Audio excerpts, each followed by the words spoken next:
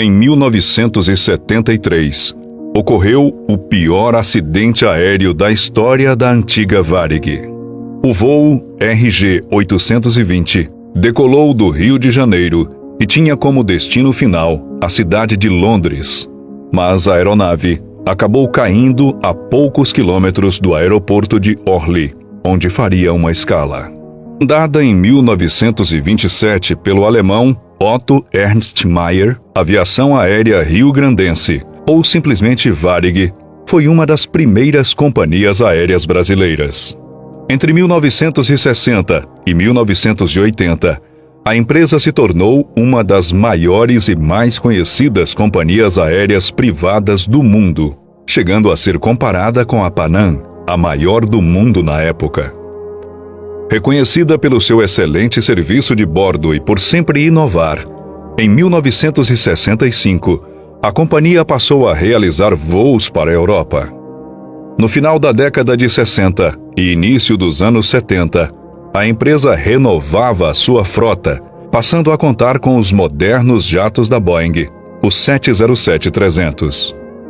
No dia 11 de julho de 1973, a Varig realizava o voo RG-820, uma rota internacional ligando as cidades do Rio de Janeiro a Londres. O voo era operado por um Boeing 707-300, com prefixo Papa Papa Victor Juliette Zulu, e tinha em seu comando o experiente capitão Gilberto Araújo da Silva, com mais de 17.000 horas de voo, sendo mais de 4.600 no 707. Ao todo, estavam a bordo 134 pessoas, sendo 17 tripulantes e 117 passageiros. Personalidades conhecidas da época, como o velejador olímpico Georg Brüder, o senador Filinto Miller, o cantor Agostinho dos Santos e o jornalista esportivo do jornal O Globo, Júlio Delamare. Por volta da 00:03, o Boeing decolava do aeroporto do Galeão, Rio de Janeiro, e tinha como destino final a cidade de Londres, mas antes com uma escala programada em Orly, França. Às 3h26 da madrugada, o voo 820 atingia 37.000 pés, ou mais de 11.200 metros de altura, dando início à travessia do Atlântico. Às 8h53, a aeronave subia para 39.000 pés, mais de 11.800 metros de altura. Com mais de 8 horas de voo, os banheiros do Boeing acumulavam muito papel em suas lixeiras. Às 13h56, o avião, que até aquele momento fez uma viagem tranquila, iniciava sua descida para realizar o pouso em Orly. Naquele momento, uma passageira saía do banheiro tossindo e se queixava de uma fumaça branca acumulada em outra cabine. A suspeita era que algum passageiro tivesse jogado uma ponta de cigarro na lixeira do banheiro. Vale ressaltar que naquela época era permitido fumar a bordo de aeronaves. Um comissário foi avisado, pois no avião não havia detectores de fumaça.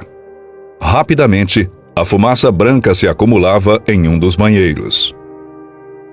Os comissários buscavam controlar o incêndio de toda forma, usando extintores e tentando de alguma forma melhorar a ventilação, mas nada foi o suficiente naquele momento.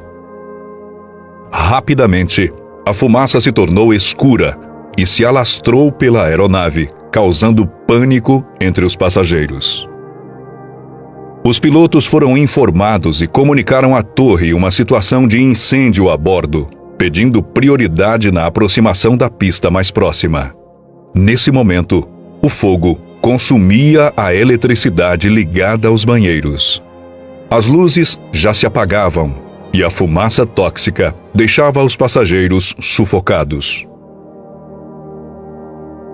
Restando apenas 18 quilômetros do aeroporto de Orly, o Boeing já estava em condição de incêndio total. Os pilotos perderam a comunicação com a torre e, àquela altura, a maioria das pessoas já tinha perdido a vida devido à inalação da fumaça tóxica. O capitão decidiu realizar um pouso de emergência em um campo de cebolas, a 5 quilômetros do aeroporto de Orly. Às 14h04, o Boeing deslizou pelo campo e parou após 500 metros. No impacto, a aeronave ficou totalmente destruída.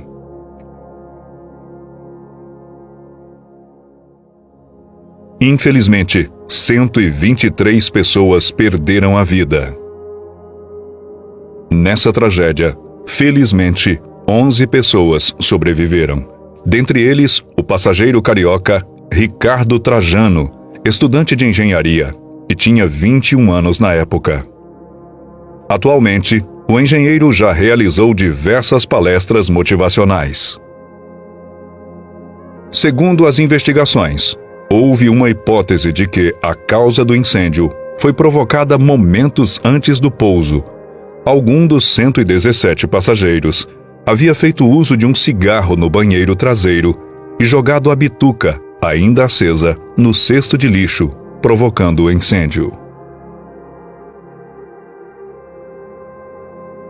Mesmo sem conseguir salvar todas as vítimas a bordo, o capitão Gilberto Araújo evitou que a tragédia fosse maior, desviando o avião de casas ou áreas populosas.